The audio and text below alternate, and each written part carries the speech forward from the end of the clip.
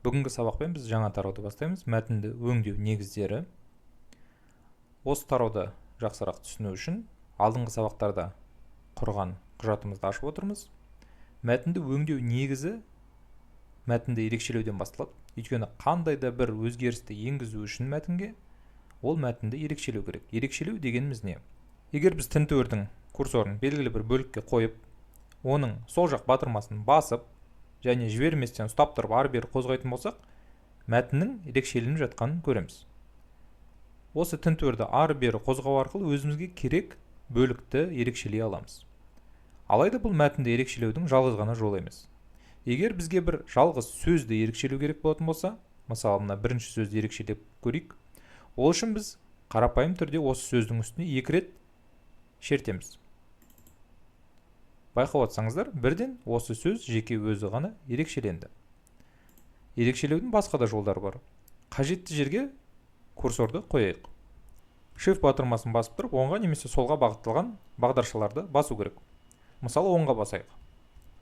Байқап отырғанымыздай, мәтін біртіндеп ерекшеленіп келеді. Солға жүретін болсақ, дәл солай. Бұл өте бір дәлдікпен ерекшелеу қажет болған кезде қолданған өте тиімді. Дәл солай, егер біз Shift және Ctrl батырмаларын басып тұрып, бағдаршаларды басатын болсақ, мысалы қазір мен оңға басамын, бірден бір сөз ерекшеленеді. Тағы да басатын болсам, тағы бір сөз ерекшеленеді.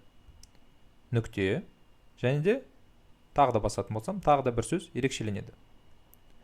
Енді жолдың басына апарайық. Жолдың басына барып, Shift батырмасын басып тұрып, End, яғни соңы деген батырманы басатын болсақ, бізде бір жол толығымен ерекшеленеді.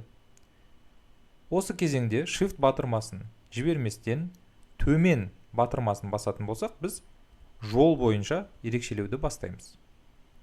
Дәл солай, біз жолдың соңында тұратын болсақ, Shift батырмасын басып тұрып, Home батырмасын, яғни үйге деп аударуға болады, немесе басына деп аударайық, басатын болсақ, біз жолды толығымен кері бағытта қарай ерекшеледік. Сонымен қатар көріну аймағын толығымен ерекшелеуге болады.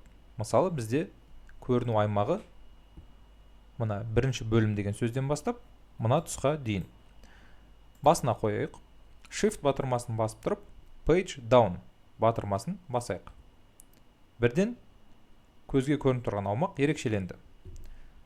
Масштабты өзгерту арқылы бізге көрініп тұрған аумақты үлкейтетін болсақ, соған сәйкес біздің ерекшелеу аумағымыз да өседі. Байқап отқандарыңыздай, біз әлде қайда үлкенірек аумақты ерекшеледік.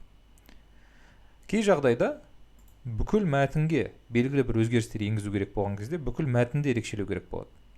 Ондай қажеттілік туындаған кезде Ctrl және A батырмасын басатын болсақ, біз бүкіл мәтінді ерекшелейміз. Осымен осы сабақ аяқталды. Егер берілген ақпарат түсінікті болатын болса, келесі сабаққа өте беріңіз.